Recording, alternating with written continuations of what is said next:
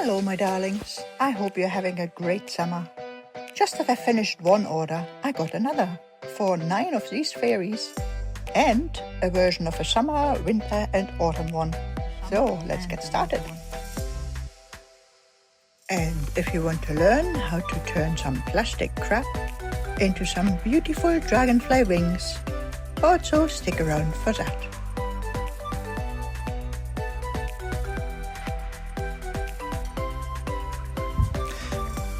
So I pretty much used up my stash of spring colored nice felt I can use for the petals, for the dresses on the spring fairies. It was the last big project, so I had to start making some more of that. And some lovely colors.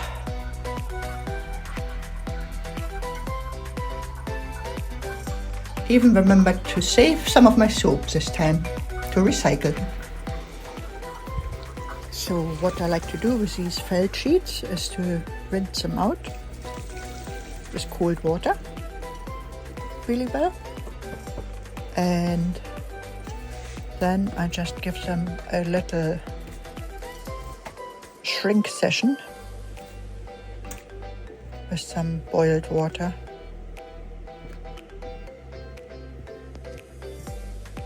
And just stir them around a bit in the hot water, and then they're ready to be dried off.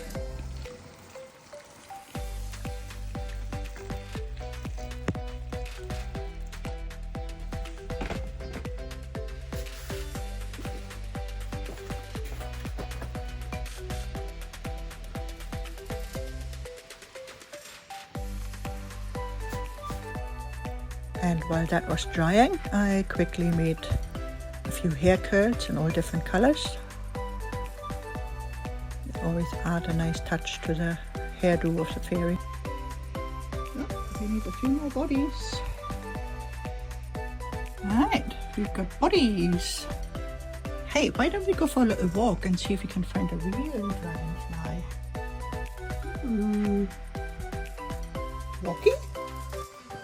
Oh, look, the swan baby got big. Oh, look at them. It's right there.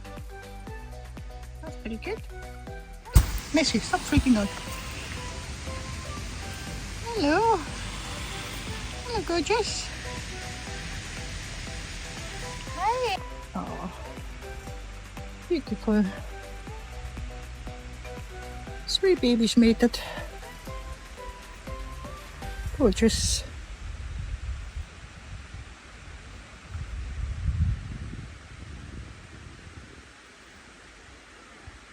Good at diving too. Lovely little campanulars.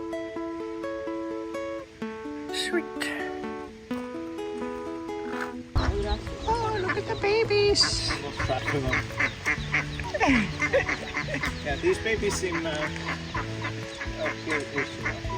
The mum isn't. The mum wasn't really concerned with having them close to her. It was a little bit worrying. Yeah, that's right.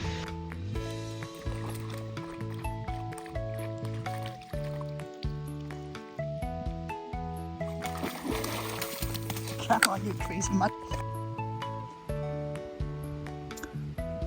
Nope, no dragonfly here.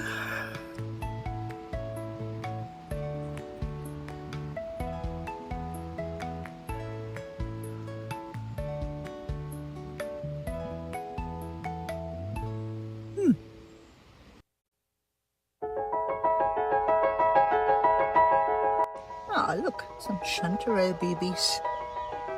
But they're a little bit too small. I think we're gonna leave those next to the path. Like a baby mushroom nursery.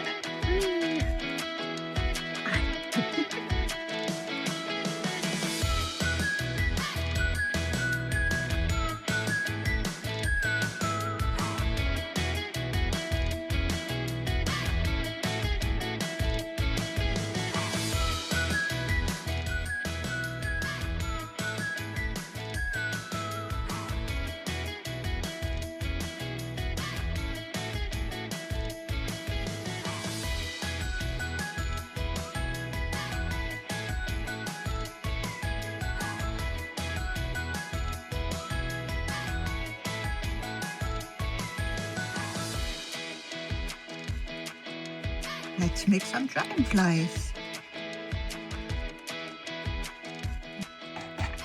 So you're gonna need some of these plastic containers.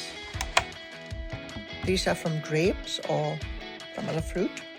And you cut off these smooth side pieces. Give them a little polish. And then you can use them to trace the wing shapes onto.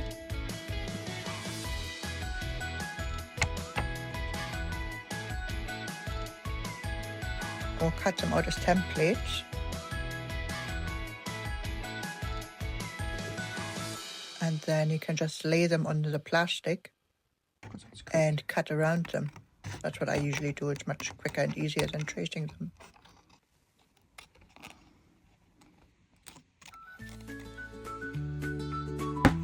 Do it twice.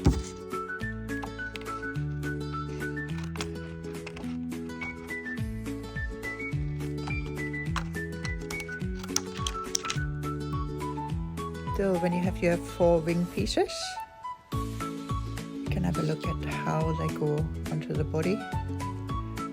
Look at these cool shadows you can get. I just love that stained glass fractal effect you get with these wings.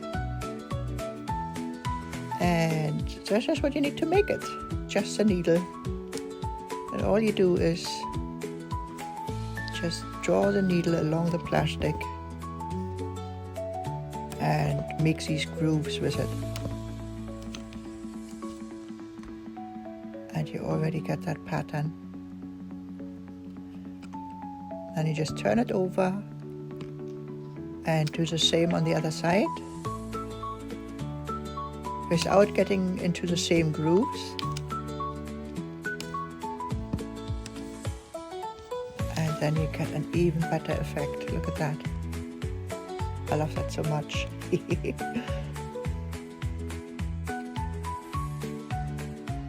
So pretty. And then you can just draw a little bit lighter, a few finer lines onto the wing to imitate all these little cells that you see on a dragonfly wing. And I think it looks pretty nice and realistic this way. Of course, you could be really tracing it through the plastic, but I just go with it usually.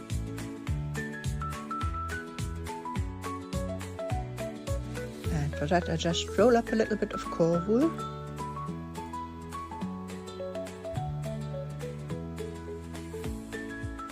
I tend to make these dragonflies in like 2 sizes. One is a bit smaller, sort of around 10 centimeters, and the other ones could be a little bit bigger, and I also do 2 sizes of the wings because they are actually fairly large compared to the body.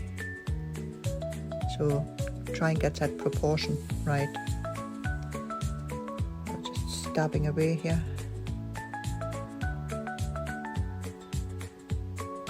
Just to make the body a little bit firmer. For the smaller ones, I sometimes just take 3 strands of the merino wool and make a little braid out of it for the body. That also works. And you could mix in a bit of silk or something. You can really either do a complete fantasy version or kind of try and do something more realistic. It's really up to you. It's a really fun thing to play around with. If you make like 10 and they all turn out really different, it's lovely.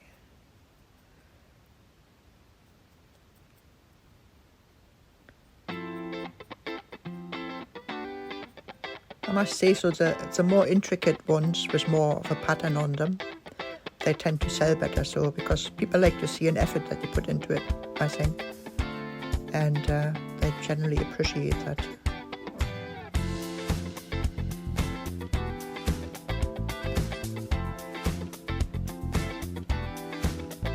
Once you get the hang of it, they're fairly easy to make and don't take too long.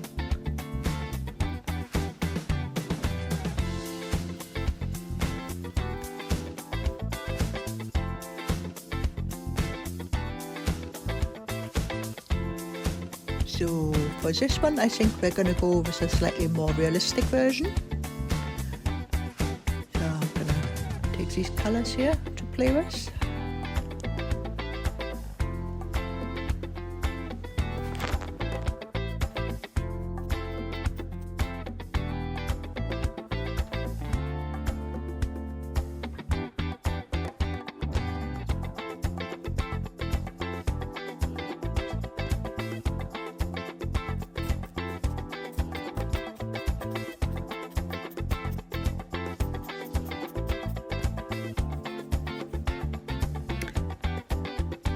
I just build up the colors where I want them to shine through the pattern later.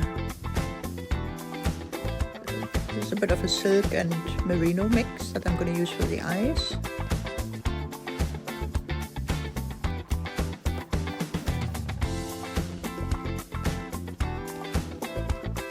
Bit of silk for the extra shimmer.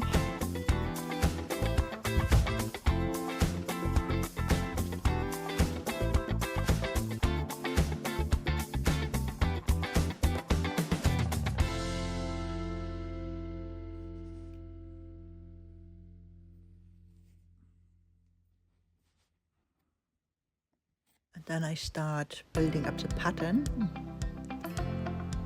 which makes really nice contrast here with the black. And try and keep the lines nice and sharp.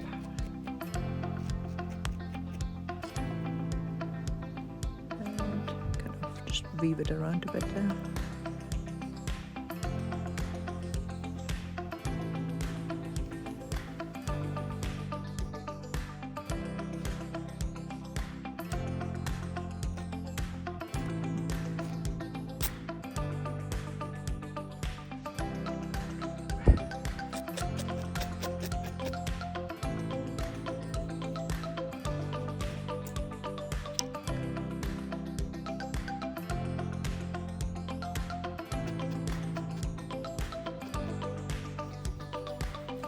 Give it a little swirl to smooth down the fibers. And there we are. Lovely. Now for the feet, you can either do them with a wool, or in this case I made some wire feet, which is nice if you want them to sit on like a plant or somewhere material. You can kind of work the wire into it and make it cling on that way. And I also like to add a wire out of the top to hang it up. I think the wire gives it more of a sort of realistic dragonfly hovering movement rather than putting a thread on it. You have to try it out to know what I mean, I think. Oh. It feels more suspended when it has a wire on it, rather than just hanging down on a thread.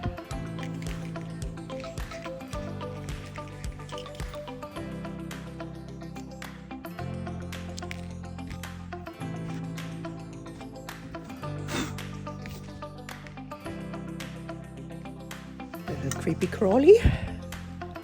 And if you like, you can add a bit of detail onto the wings with a black felt marker or similar, just something delicate. And I love, this is my little magic trick right at the end, I got this selection of mica powders quite a few years ago, and I right at the end when I put the wings on,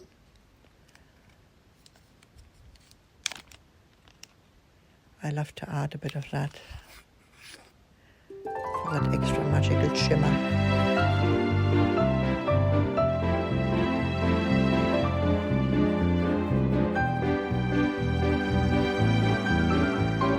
Looking gorgeous.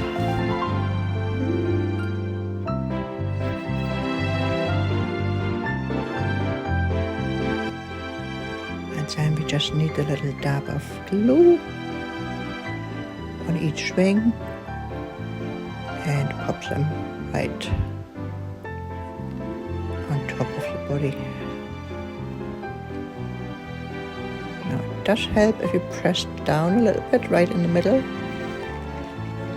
so they stick up rather than hanging down when they dry.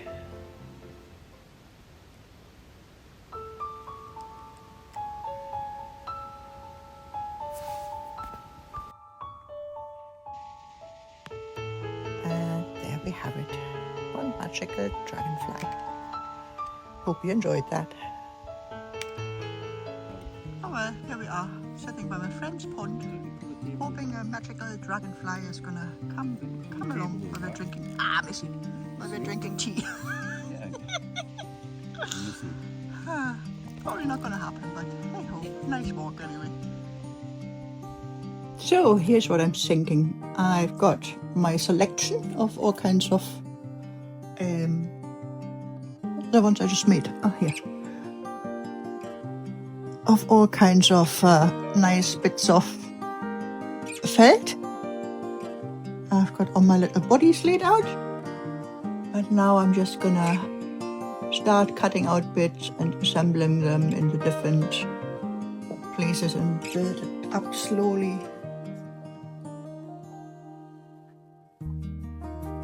Into a nice full skirt for these little fairies.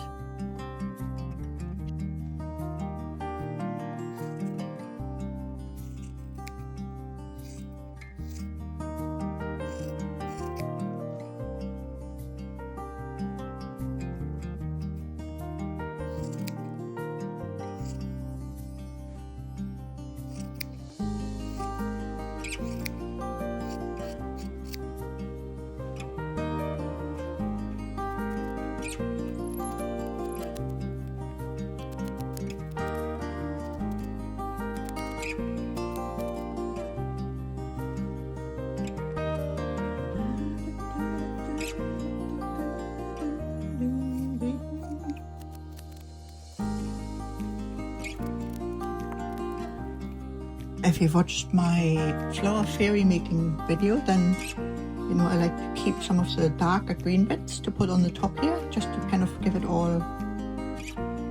a bit more connection, like as if everything sort of emerges out of the ground, really.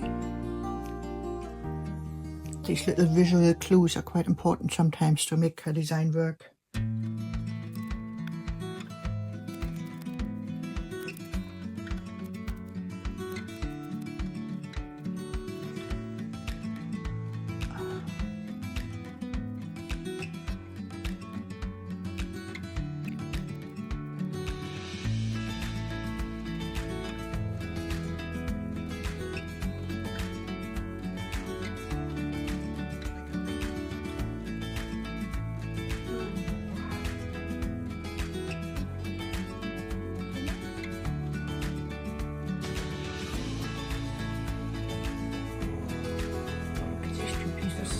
Nice together as well.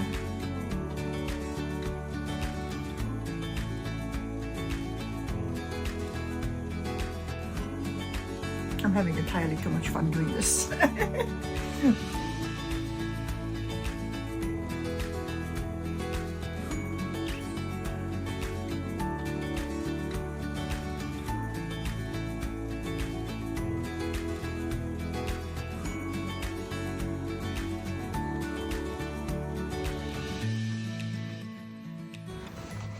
So this is looking pretty good. I've got quite a few pieces of each color. I'm just gonna add in a little bit of the green for this these top pieces that I like to use.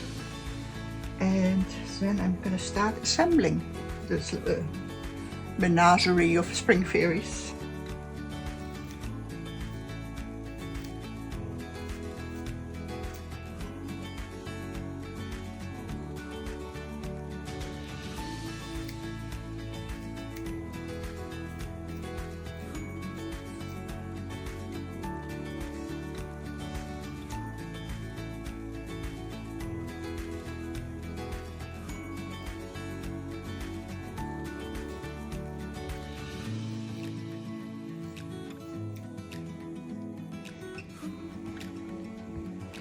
Of course, it's really nice if these pieces have a little bit of interest to them.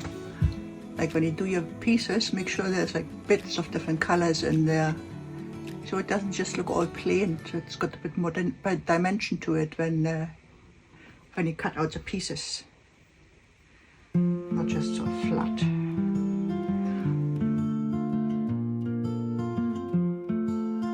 They all have a bit of a sort of slight Monet lily pond vibe to them, don't they? I like it that way.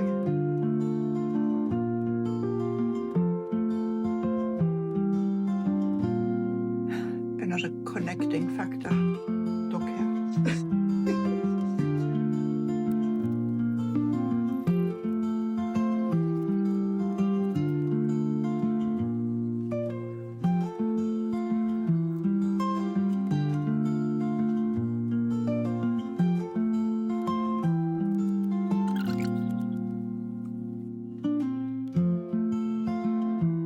Right, I think I'm going to contain myself now. Oh. So that's how far we are.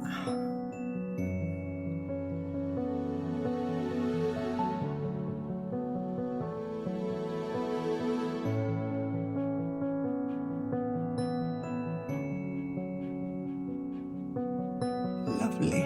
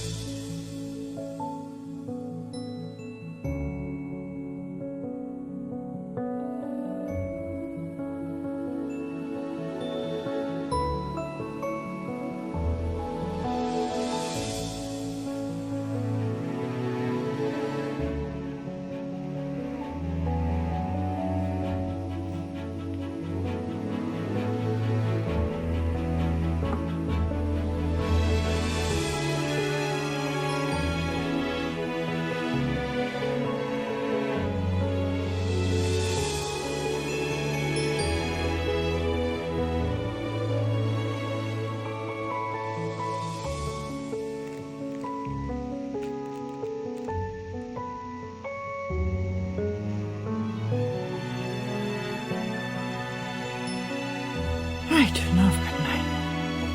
How freaking cute are these eggs? Oh, it's a beautiful babe.